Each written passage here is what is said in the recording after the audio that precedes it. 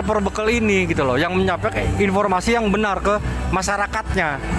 Jangan takut melaporkan pelaku-pelaku penempatan non prosedural ke polsek atau kemana gitu, dia curiga, silakan. Masyarakat Bali pada umumnya itu pintar-pintar banget. Ada yang bisa bikin ini, ada yang bisa bikin itu. Karena kendala lah mereka membuat mereka males. Karena apa? Satu permodalan itu yang pertama. Iya, modal. Sebetulnya konsep energi bersih yang paling baik adalah yang sesuai dengan sumber daya alam yang dimiliki oleh negara tersebut. Jadi dalam hal ini karena Indonesia ini negara kepulauan, maka konsepnya bukan lagi konsep interkoneksi. Kalau pulau-pulau yang besar mungkin bisa ya Sumatera, Jawa. Tapi begitu kita bicara Indonesia Timur, maka itu harus menggunakan kearifan lokal. Simak pembahasan topik yang menjadi isu terkini dalam dialog Hai Bali Kenken jam 9 hingga jam 10 pagi di Pro 1 RRI Singaraja, siaran kanal informasi dan inspirasi.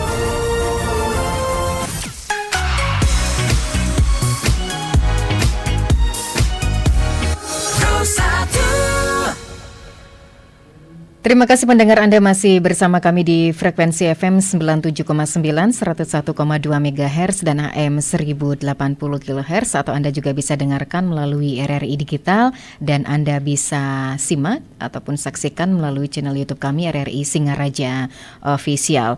Dialog interaktif Hai Bali Kenken, kami akan sharing seputar topik Hari Gizi Nasional ke-64 bersama narasumber yang telah hadir di studio. Ketua DPC Persagi Buleleng Bapak Gede Eka Subiarta SST. Selamat pagi Pak Eka. Selamat pagi Bu Ayu. Iya, apa kabar Bapak? Setungkare, sehat selalu. Wah, luar biasa. Ini sepertinya ada penampilan yang berbeda Pak ya, karena mungkin lama nggak jumpa ya Pak ya. Ya, terakhir kapan ya? Sudah tidak ingat ya. Tidak ingat, iya. Ya, yang pastinya syukur ya kita dipertemukan kembali dengan kondisi sehat gitu ya. Iya, betul sekali. Bagaimana aktivitas Pak Eka? Aktivitas Astukara lancar, sedikit padat merayap. Iya, karena apa? Karena peringatan Hari Gizi ini. Iya, benar sekali. Oke, itu seperti apa kalau di Buleleng sendiri peringatan Hari Gizi? Padatnya itu berbeda dengan hari-hari sebelumnya begitu Pak Eka? Oke, pertama tentu saya ucapkan selamat Hari Gizi dulu. Iya. Hari Gizi Nasional kepada teman-teman ahli gizi di Kabupaten Buleleng, dan tentu terima kasih sudah ikut berpartisipasi dalam rangkaian acara peringatan HGN-nya. Nah, mengenai padatnya sih ya, dibilang padat ya enggak. Dibilang enggak, ya padat.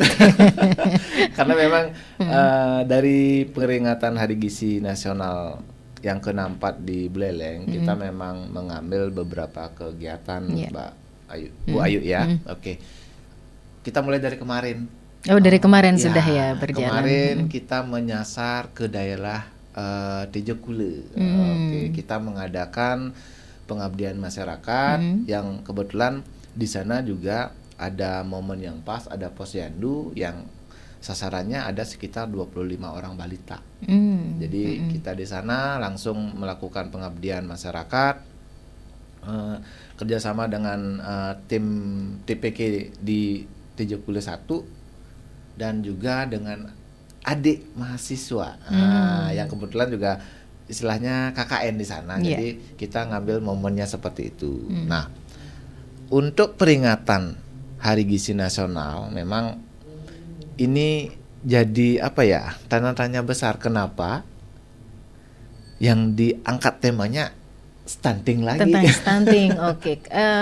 Agak berbeda dengan tahun sebelumnya atau memang masih sama? Masih sama. Oh, masih sama dengan tahun sebelumnya. Jadi stunting masih dianggap problem masalah besar di negara kita. Oke. Nah, ini juga stunting. Nah, mungkin review sedikit. Kalau stunting itu apa? Apakah dia pendek? Apakah dia mungkin gemuk atau terganggu motoriknya? Nah, kalau kita bicara stunting, sebenarnya ini semacam kondisi gagal tumbuh. Gagal tumbuh pada kelompok balita. Oh, itu pengertian stunting. Pengertiannya ya, secara garis besar gagal tumbuh pada kelompok balita. Nah, kita flashback kenapa terjadi kondisi gagal tumbuh. Pasti ada penyebabnya dong. Padahal ahli gizi banyak juga nih di tanah air, terutama di Buleleng begitu Bener. ya. Jangan sampai ada yang Jangan namanya ada generasi stunting. gagal tumbuh Bener. atau stunting. Oke. Kenapa ada stunting? Kita flashback ke belakang, tentu ini pertama pasti kurang asupan gizi. Kurang asupan gizinya bukan dalam jangka waktu pendek.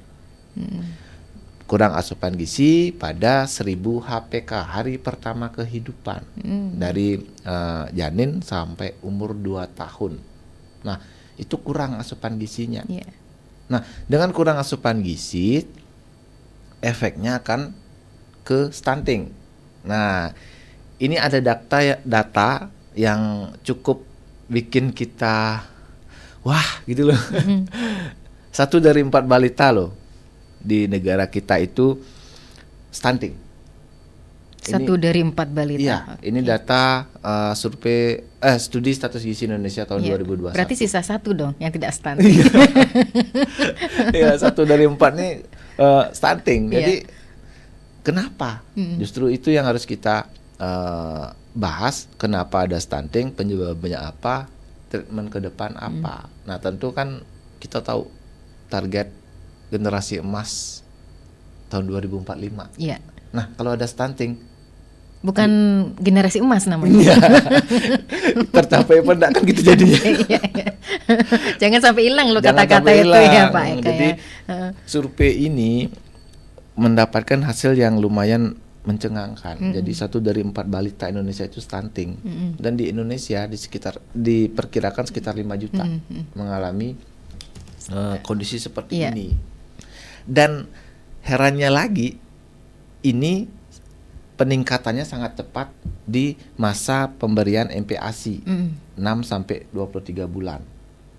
Di mana data terakhir di kelompok 6 sampai 11 bulan ada sekitar 21%.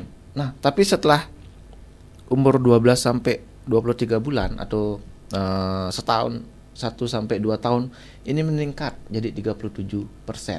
Wow, lumayan kan? Lumayan meningkatnya itu ya Pak Iya, Eka ya. benar. Nah, ini menjadi PR kita bersama nih. Benar, PR kita bersama. Kenapa? Karena kalau kita teledor di sini di 1000 HPK di masa emas pertumbuhan, kondisi gagal tumbuh pada balita ini akan semakin besar. Istilah sederhananya seperti ini, Bu Ayu. Iya. Umur 1000 HPK, umur janin sampai umur 2 tahun tuh balita tuh kayak kertas kosong. Yang belum keisi apa-apa. Belum keisi apa-apa. Nah, jadi kalau kita salah ngasih treatment kan nggak bagus. Iya, betul. Jadi dan jangan lupa juga pada rentang umur ini perkembangan otak kita itu hampir 80% loh. Jadi perkembangan dalam artian otak kita tuh kan kayak ada sirkuit nih, nah, bukan sirkuit motor GP ya. Beda lagi tuh Dia ya. beda Pak Eka. lagi. Kayak sirkuit ada kayak cabang-cabangnya itu. Nah, ini berkembang pesat di umur ini. Jadi kalau kita salah treatment di sini, efeknya akan jangka panjang. Salah satunya stunting ini. Jadi memang kita harus benar-benar khawatir, benar-benar waspada. Iya. Dan jangan juga kita menyepelekan terhadap persentase kenaikan yang lumayan drastis ini dari umur 6-11 bulan sebanyak 21% menjadi 37% pada sampai umur 2 tahun. Ini bikin kadang mengelus dada, aduh kok ritme. Ini ritmenya apakah penyebabnya memang yang belum diketahui oleh orang tua itu sendiri atau seperti apa? Kurangnya pemahaman ataupun edukasinya? Edukasinya. Ya Pak Eka. Penyebabnya pertama bisa jadi karena asupan gizi yang dalam jangka waktu yang lama, itu yang pertama. Terus yang kedua bisa jadi karena adanya paparan infeksi penyakit. Oh. Jadi gizi buruk, gizi kurang. Ini kan kadang ada penyakit penyerta yang menyebabkan asupan si kecil menjadi bermasalah. Nah, bisa juga. Nah, kita flashback tarik lagi ke belakang. Kesehatan remaja. Kesehatan remaja itu seperti apa Pak Eka? Kesehatan remaja putri terutama. Oke. Ini kenapa? Ini calon ibu, calon generasi masa depan. ya kita mungkin lihat kondisi remaja sekarang, kita banyak instan. Maksudnya asupan Iya, makanannya. mager, malas gerak. Itu otomatis menyebabkan kondisi remaja kita juga agak agak riskan. Ini yang akan melahirkan generasi-generasi kita selanjutnya. Iya. Jadi kesehatan di remaja, terutama remaja putri menikah, kecukupan gizi ibu hamil, ini sangat penting. Pola makan itu sangat penting. Jadi rembetannya sebenarnya banyak. Iya. Jadi kita treatmentnya, kalau kita bicara stunting secara garis besar, penanganan tadi stunting itu dari gizi pranikah sampai ibu hamil, sampai ibu menyusui, sampai MPASI. Itu banyak sekali. Makanya stunting diangkat lagi, mengingat data stunting menurut SSGI tadi yang 2021 datanya lumayan bikin wah kok begini ya datanya. Bikin kaget ya. Bikin kaget. Surprise-nya kurang bagus ya. Surprise-nya enggak. Mestinya kan yang bikin kaget kita tuh ya sesuatu wow gitu ya. Gitu ya. Ini yang menyebabkan kita memang sedikit ini problemnya di mana. Iya. Sedangkan target kita kembali yang bilang target kita generasi emasnya di 2045 tadi, Bu Ayu. Jadi kita memang benar-benar harus khawatir ini. Iya betul. Padahal seluruh para ahli, terutama ahli gizi itu sudah berupaya ya Pak ya untuk memberikan edukasi. Iya. Sampai saat ini kalau perkembangannya di Buleleng sendiri bagaimana Pak? Untuk Yang stunting kan memang juga target dari pemerintah daerah untuk menekan angka stunting. stunting ya. Menjadi salah satu program juga begitu Bapak. Iya.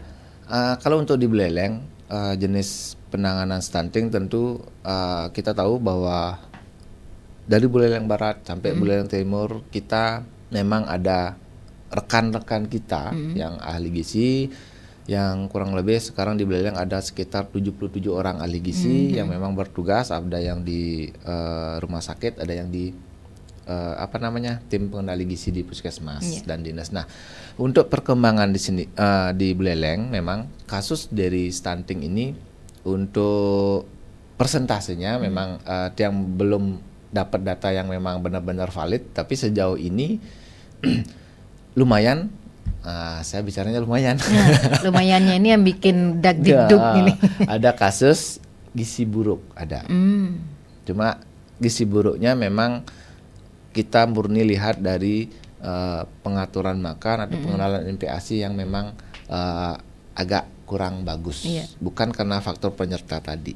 Nah, tentunya kita lakukan edukasi, kita lakukan posyandu rutin setiap bulan. Nah, pada saat kegiatan tersebut kita pasti menyediakan istilahnya edukasi tentang bagaimana tentang stunting, bagaimana tentang pengolahan makanan MPASI, bagaimana pengenalan dan lain sebagainya. Memang paling real kalau kita lihat tumbuh kembang si kecil. Nah, itu yang kita lakukan. Itu fokus utamanya fokus ya. utamanya. Cuma jadi kalau kita lihat lagi, kita punya standar pada kelompok mana ini yang harus kita kontrol sekali, fokus utama dari stunting. Tentu yang pertama pemenuhan gizi pada saat ibu hamil. Itu fokus yang pertama. Jadi kita memang tekankan di sini, ibu hamil harus mengkonsumsi makanan yang sehat, yang bergizi, jangan asal makan. Asal makannya tuh kayak apa ya maksudnya Pak? Asal Pak Eka. makan, jadi makannya yang kacau, ngawur di banyak yang instan. Emang yang instan bikin gurih, kriek, bikin nafsu makan banyak. Cuma jeleknya yang instan, yang bikin kriek, bikin makan banyak, dia banyak juga ngajak temen masuk. Itu jeleknya. Jadi kita usahakan pada saat ibu hamil konsumsi makanan sehat dan bergizi, ini wajib, terutama protein hewani tadi. Dan tentunya pada saat kondisi ibu hamil perlu kita tambahkan suplemen. Berarti berperan penting sekali protein hewani Pak untuk Benar stunting. sekali. Jadi jangan menyepelekan. Nah, protein hewani kan banyak nih. Kita nih, penghasil ikan nih, belele nih. Banyak. Gampang didapatkan gampang lagi didapat, ya. mau Gampang nyari yang dikonsumsi, seger, murah gitu ya. Harga juga Nggak bikin kantong bolong. bener sekali. Jadi bisa kita berdayakan Iya, ini. iya. Jadi untuk pemenuhan gizi pada saat ibu hamil. Ibu hamil sudah melahirkan, tentu ada si kecil nih. Asupannya masuk lewat si ibu, tapi konsumsinya berdua, si ibu itu sendiri sama si kecil. Nah, kadang, aduh, anak saya nggak mau nyusu nih, udahlah, belum 6 bulan udah saya kasih MPASI. Nah, kita harus tahu dong, kita harus warning juga, MPASI, ASI eksklusif itu 6 bulan. Jadi jangan memberikan apapun sebelum usia 6 bulan. Hati-hati ini. Banyak kasus pemberian MPASI sebelum usia 6 bulan. Banyak kasus sampai masuk rumah sakit karena pemberian MPASI-nya salah. Dan juga kan mungkin masih banyak stigma di masyarakat. Oh, nak dadi bang kini, nak bidan bang tuh. Ya. Jadi disamakan dengan zaman dulu. Iya. Pendapatan kita. Ya, benar-benar itu istilahnya. Jadi ini kenapa? Pada saat usia 0 sampai 6 bulan untuk periode ASI eksklusif, tubuh bayi kan belum bisa menerima makanan kasar boleh dibilang. Jadi organ di dalam itu masih masa pertumbuhan, Bu Ayu.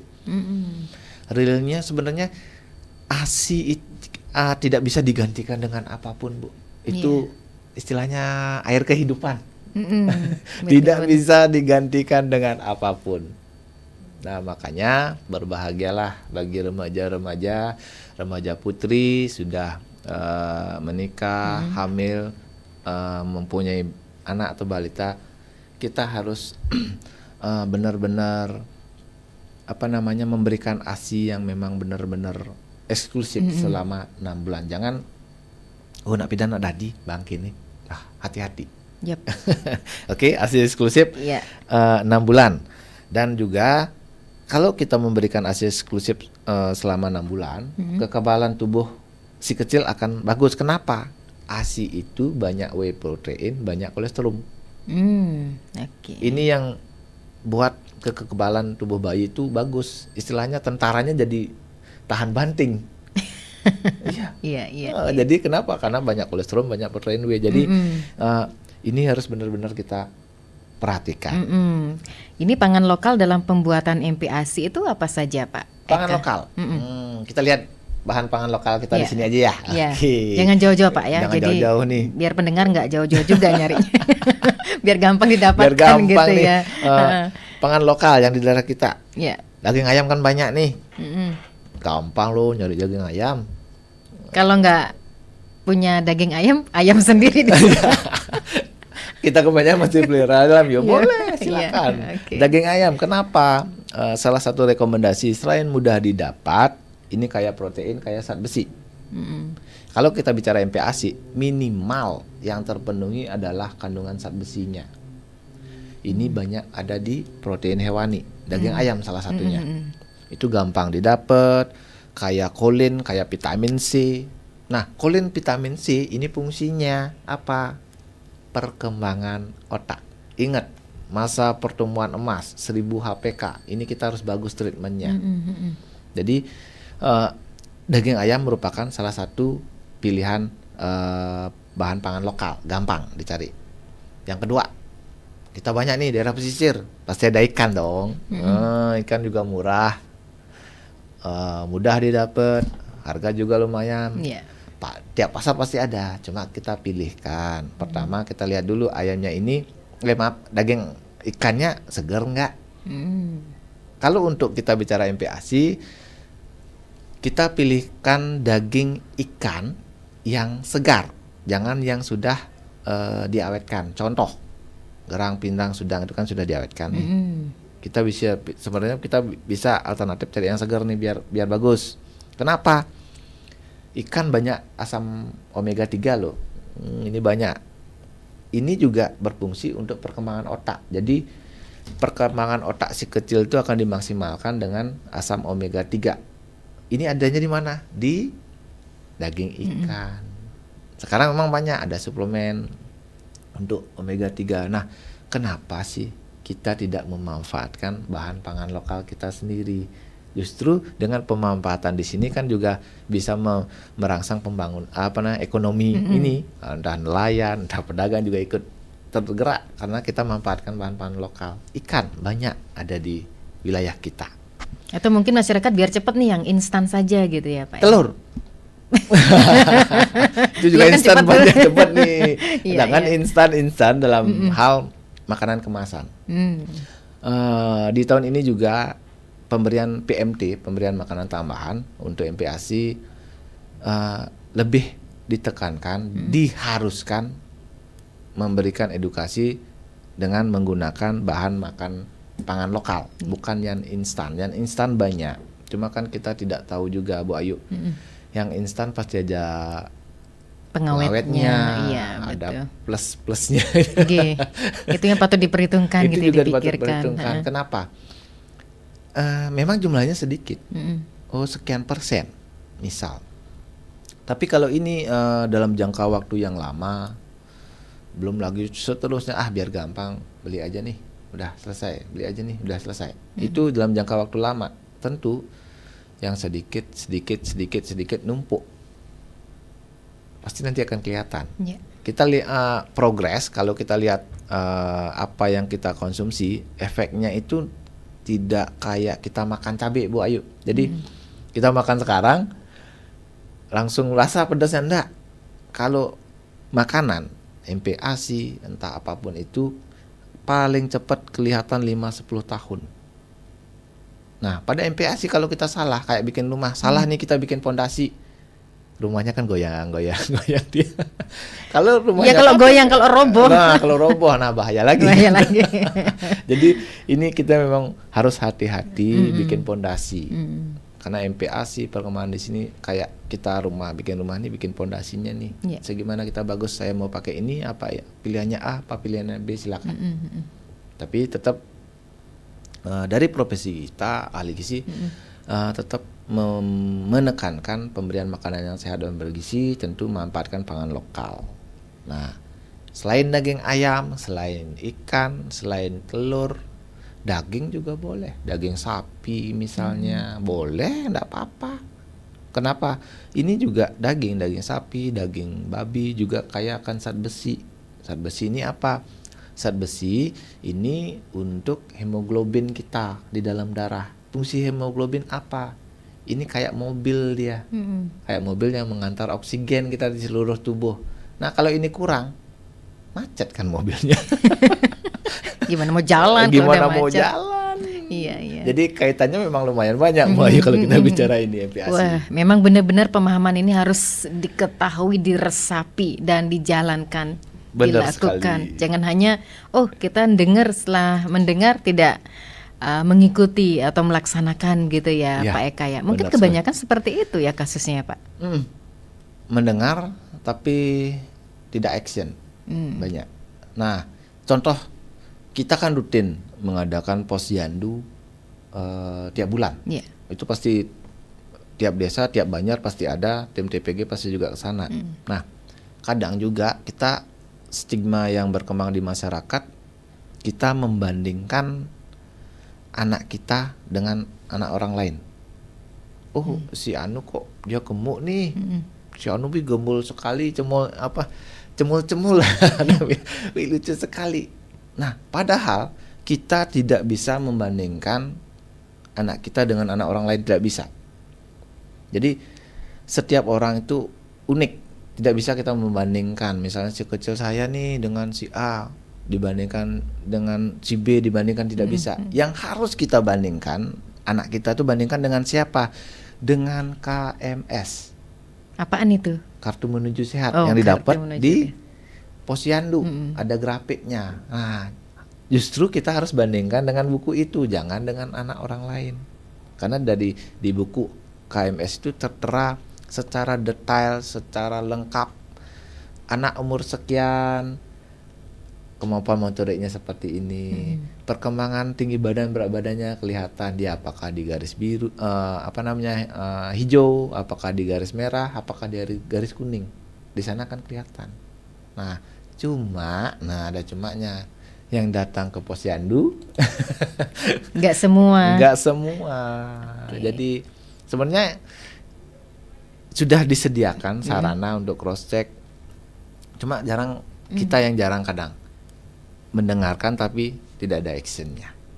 Jadi itu juga berperan. Iya, padahal seluruh para ahli bisa dikatakan seperti itu ya, Pak Eka, baik dengan menggandeng instansi terkait sudah berupaya semaksimal mungkin. Benar. Bagaimana yang namanya memberikan sosialisasi ataupun edukasi terkait dengan pencegahan stunting ini ya Pak ya. Iya, benar sekali. Cuman ya kembali lagi ke masyarakatnya.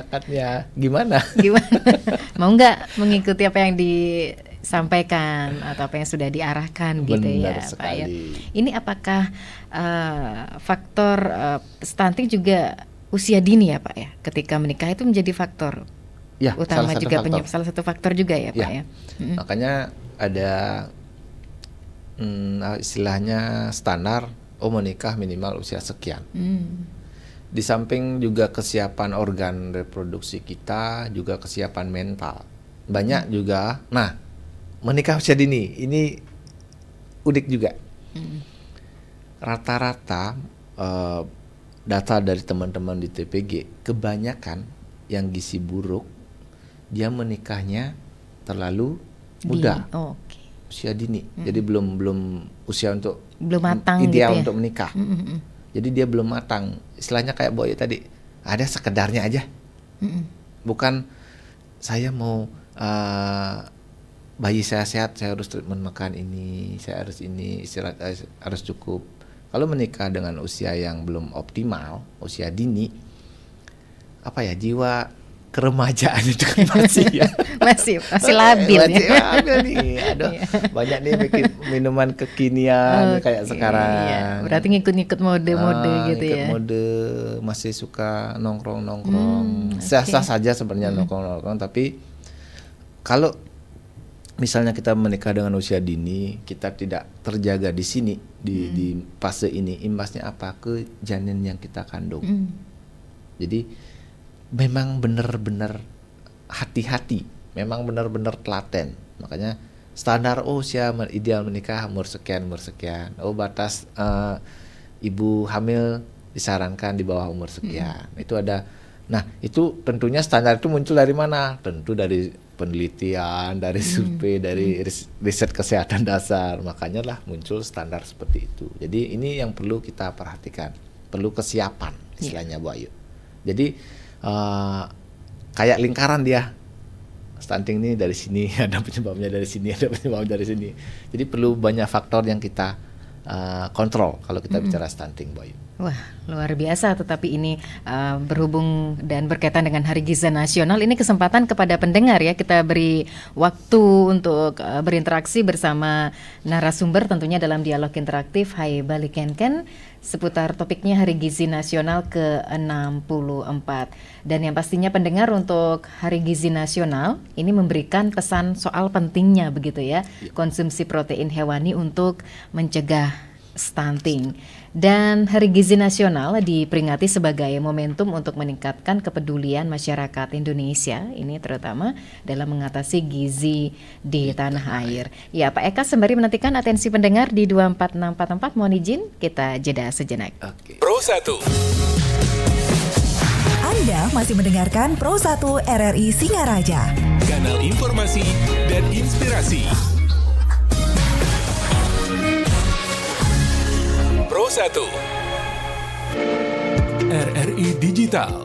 Nikmati kemudahan interaksi, partisipasi, dan kolaborasi dengan RRI Digital. Interaksi, dengar dan saksikan siaran langsung kami, daftarkan akun Anda, dan mulailah berinteraksi di setiap program dan konten kami. Partisipasi, kreasikan konten Anda berupa berita, podcast, vlog, film, musik, dan playlist. Kolaborasi, kami mengajak berbagai komunitas untuk berkembang bersama melalui digital platform. RRI Digital kini juga menghadirkan terobosan baru, workspace platform, dan online learning platform. dengan fasilitas-fasilitas unggulan, monitor impact and outcome, meeting online, video conference, dan library. RRI Digital menghadirkan fitur-fitur untuk peningkatan interaksi, partisipasi, kolaborasi, workspace, dan learning. Segera download RRI Digital.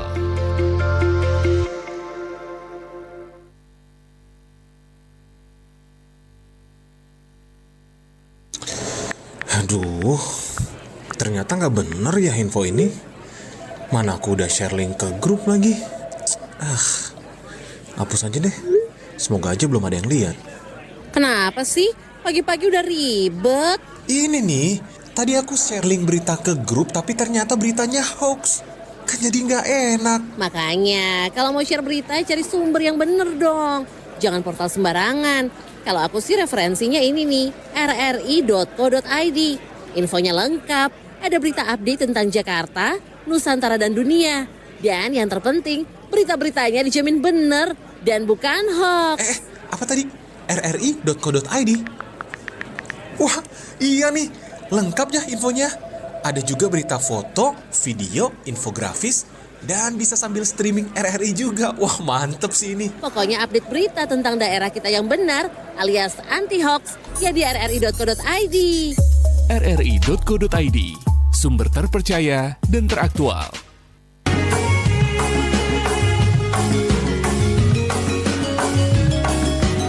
Om Swastiastu. Dengan ini kami sampaikan, RRI Singaraja tetap memberikan pelayanan kehilangan STNK pada hari Sabtu dan tanggal merah kecuali hari Minggu. Dan untuk pelayanan dari pukul 09.00 WITA sampai dengan pukul 12.00 WITA. Demikian informasi disampaikan. Terima kasih atas perhatiannya. Om Santi Santi Santi Om.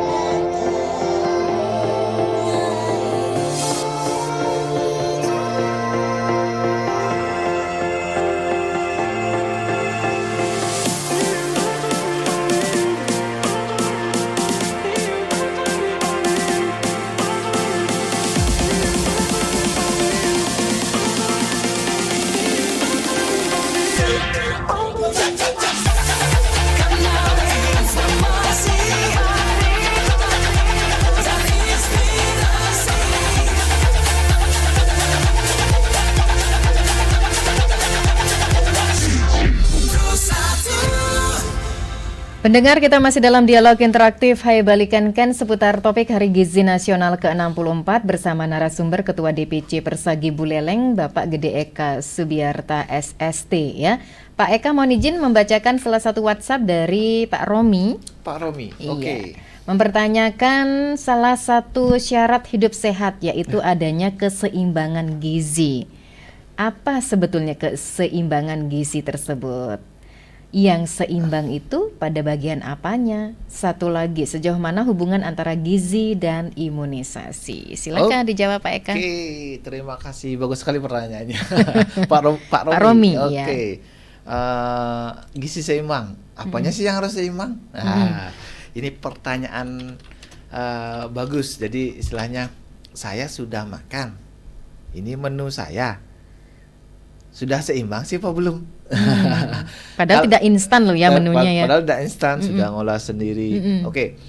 Kalau kita bicara menu seimbang, tentu harus ada komponen, ada proteinnya, ada lemaknya juga. Jangan menyalahkan lemak loh. Saya digemuk karena lemak saya dapat terlalu banyak. Jangan. Itu ada fungsinya juga. Iya. Ada karbohidrat, ada protein, ada lemak, dan juga ada buah dan sayur. Sederhananya, nah kita biar gampang nih. Kalau misalnya kadang kita di masyarakat awam, kalau kita bicara Bapak ini harus makan ini harus makan itu, kadang pemahamannya bisa jadi melenceng. Oke. Gimana nih caranya biar menu saya seimbang? Oke, gampang sebenarnya Pak Romi ya.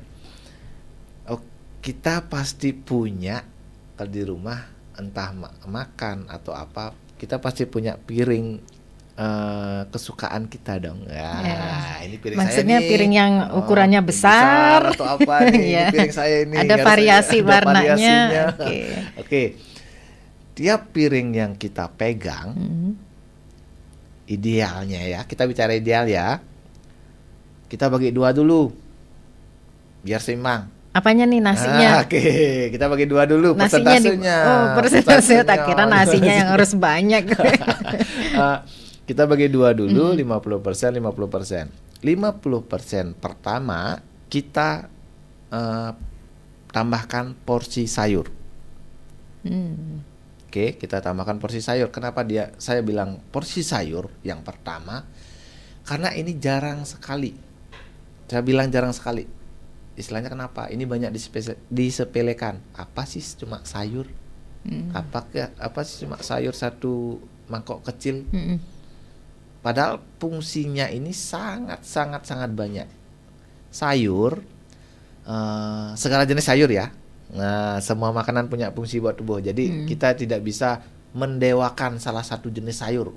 Oh, sayur ini sayur jelek. Soalnya nih. kan ada yang punya sakit ini, pantangannya nggak boleh sayur ini, gitu loh maksudnya, Pak. Kalau ada penyertanya, ada penyakitnya, oke, mungkin ada sedikit clue-nya. Tapi kalau tidak ada, segala jenis sayur wajib. Porsinya ingat 50% pertama. 50% kedua, kita bagi 2 lagi, Bu Ayu. 25%, 25%.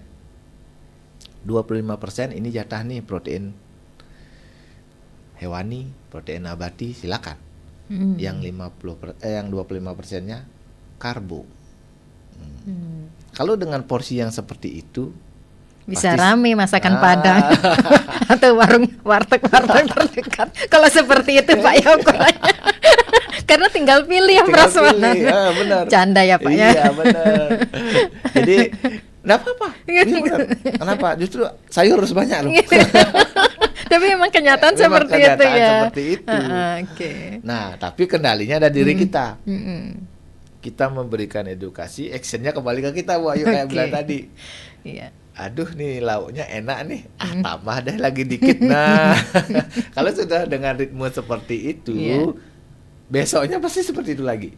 Ya gitu. Berarti enggak kalau ada tambahan menu itu masih tetap dikatakan seimbang ya Pak? Tambahan menu, nah tentunya dengan porsi yang stabil.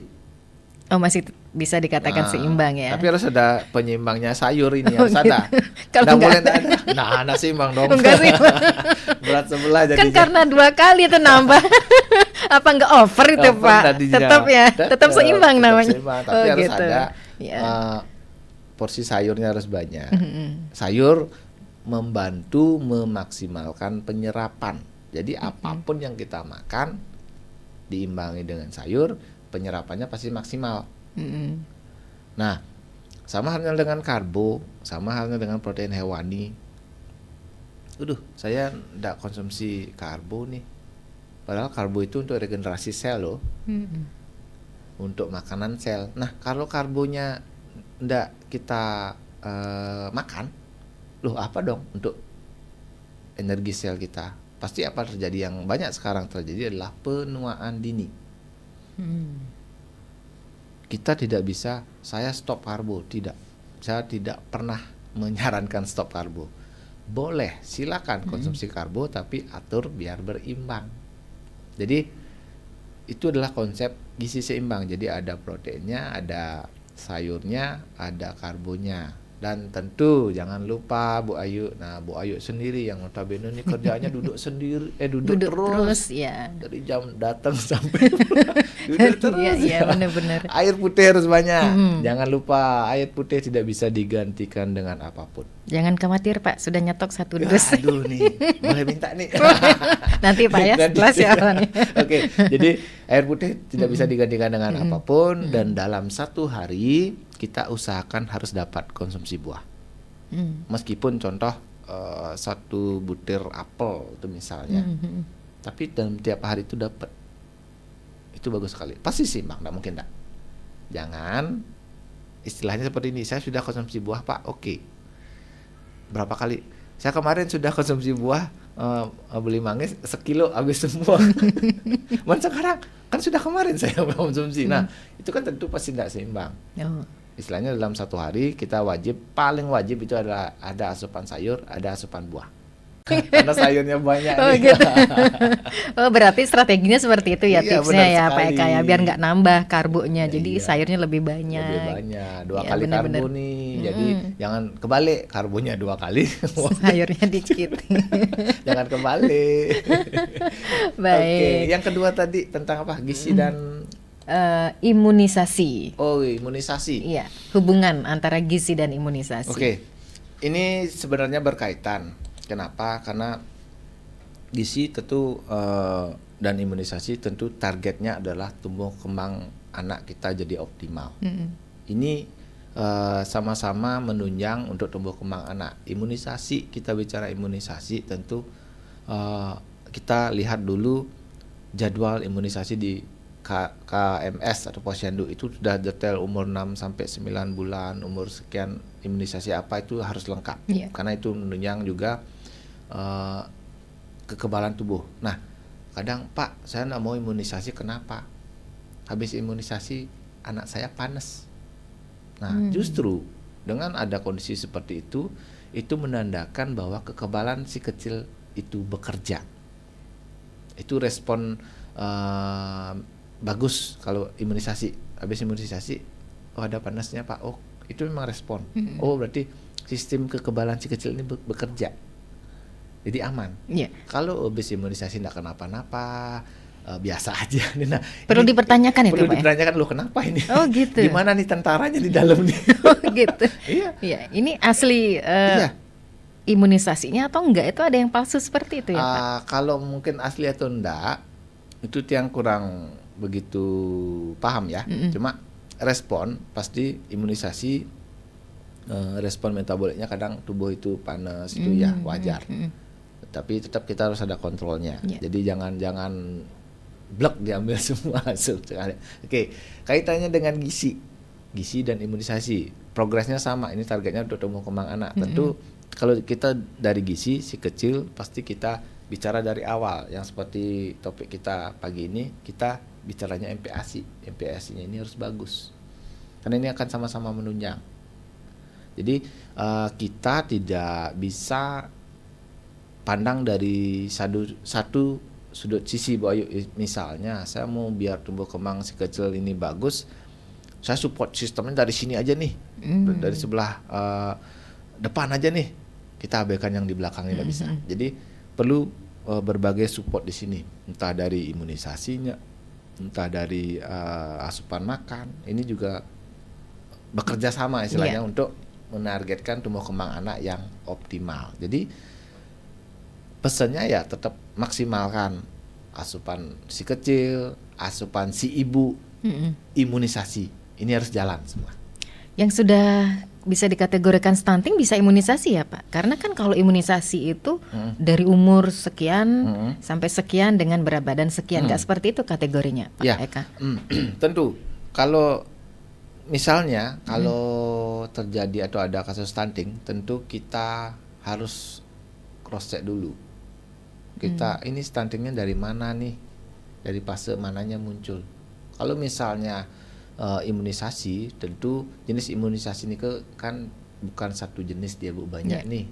Oh, kalau si kecil imunisasi ada stunting dengan kondisi sekian, oh imunisasi jenis ini yang mungkin lebih dulu di drop. Tapi tentu ini harus dilakukan di fasilitas kesehatan. Oke. Sudah berdering Pak Eka. Kita sapa silakan. pendengar. Selamat pagi. Selamat pagi, di Singarang. Iya, Pak Sudarsana. Nggih, Mbak. Nggih, silakan Bapak. Selamat pagi, Om Swastiastu, Pak Eka. Nggih, selamat pagi Om Swastiastu. Terima kasih Bapak telah hadir di Singaraja, telah menyampaikan informasi-informasi terkait dengan topik Hari Gizi Nasional, di mana tadi diuraikan sangat pentingnya pemberian gizi pada anak kita, terutama bagi ibu hamil.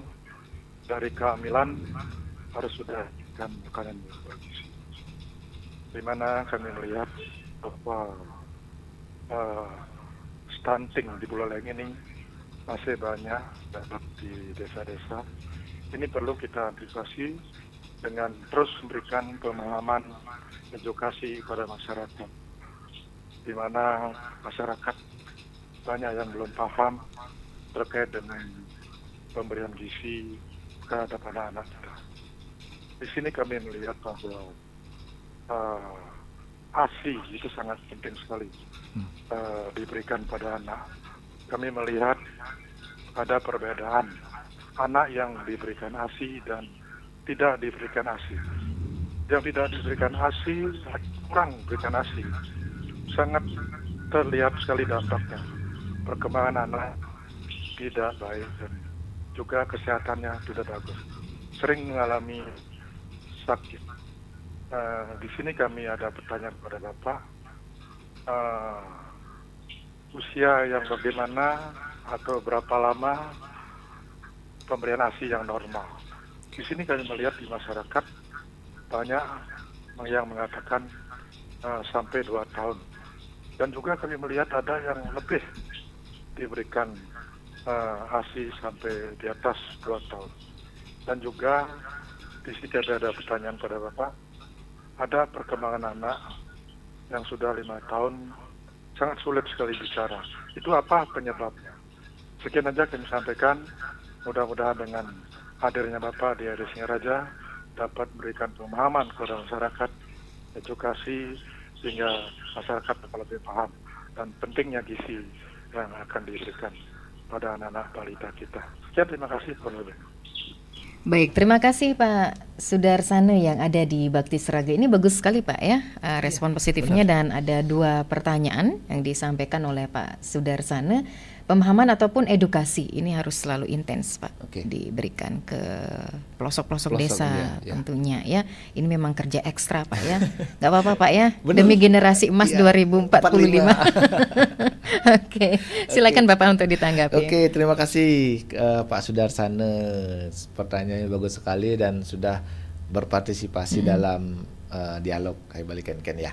Oke, terkait untuk ASI eksklusif ya Pak Sudarsana.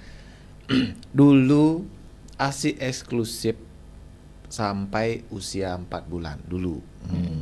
Sekarang ditekankan pentingnya ASI eksklusif sampai usia 6 bulan. Nah, setelah usia 6 bulan ASI masih enggak. Nah, idealnya ASI tetap diberikan Bapak ya sampai si kecil itu usia 2 tahun. Nah, kenapa? Pada setelah umur 6 bulan, masuk nih umur di 6 sampai 8 bulan nih, zat gizi yang terkandung di dalam ASI itu, selama ASI masih diberikan, tetap diberikan, dianjurkan sampai usia 2 tahun, hanya mencukupi sekitar 40% kebutuhan gizi si kecil. Nah, padahal pada saat fase umur 6 bulan sampai umur 2 tahun ini perkembangan emas, periode emas. Jadi apa? Kita perlu support pakai MPASI-nya. Perlu support pakai MPASI, tentu manfaatkan bahan pangan lokal.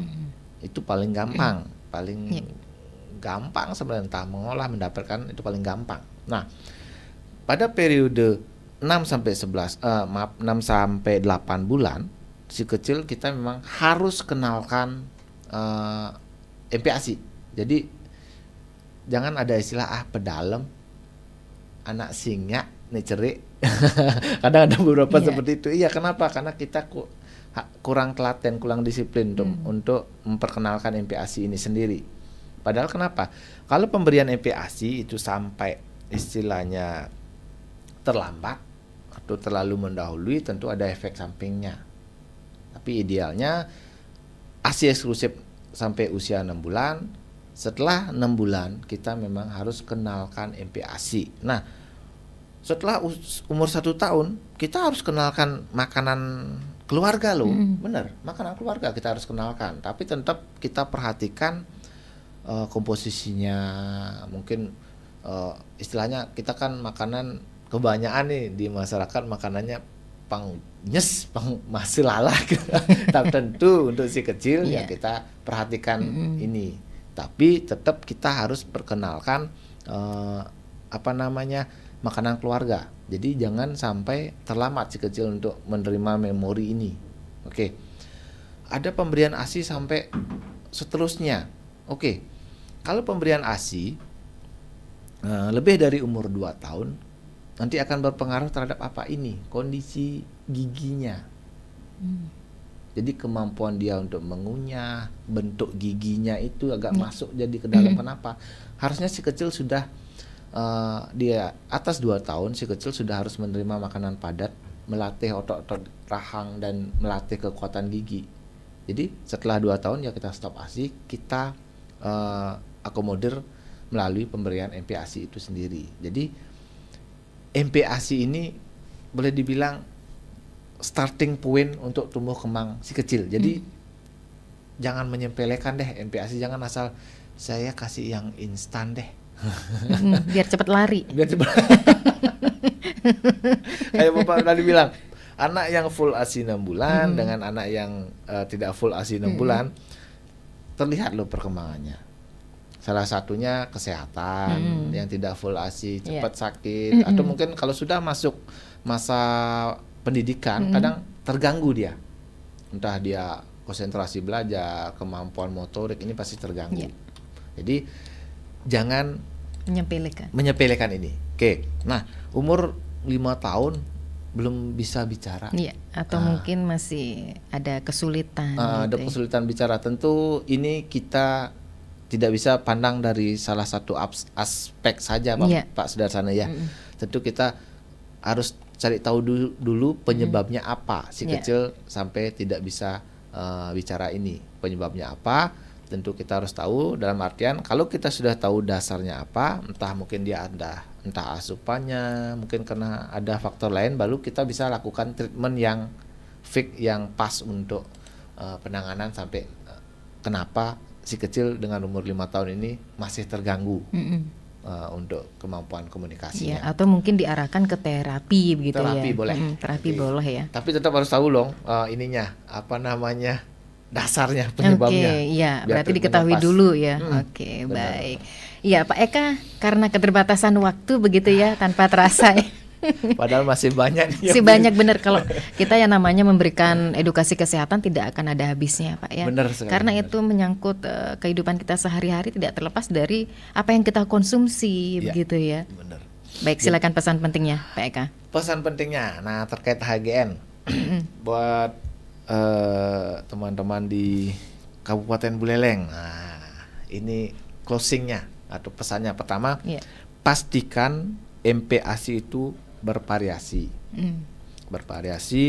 lengkap, dan utamakan pemberian protein hewani. Kalau buah dan sayur itu sifatnya diperkenalkan.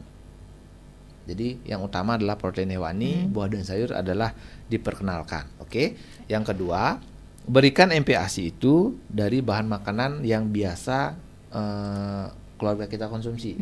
Tapi perhatikan kandungan zat gizinya, perhatikan higien sanitasinya. Dan yang terakhir, tentu pemberian MPASI, perhatikan frekuensi, perhatikan jumlah dan tekstur. Nah, ini sesuai dengan umur si kecil. Oke, mungkin 3 cukup deh. 3 cukup, iya. Tapi itu sangat bermakna.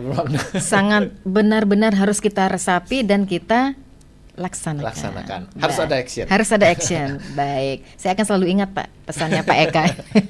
Baik, terima kasih Bapak Gede Eka Subiarta SST selaku Ketua DPC Persagi Buleleng sudah sharing bersama pendengar terkait Hari Gizi Nasional ke-64 dalam dialog interaktif Hai Balikenken untuk edisi hari ini Kamis 25 Januari 2024. Selamat Hari Gizi Nasional, mari jaga kesehatan dan pola makan yang seimbang serta gizi yang cukup. Saya Ayu Sundari pamit undur diri. Selamat siang dan sampai jumpa.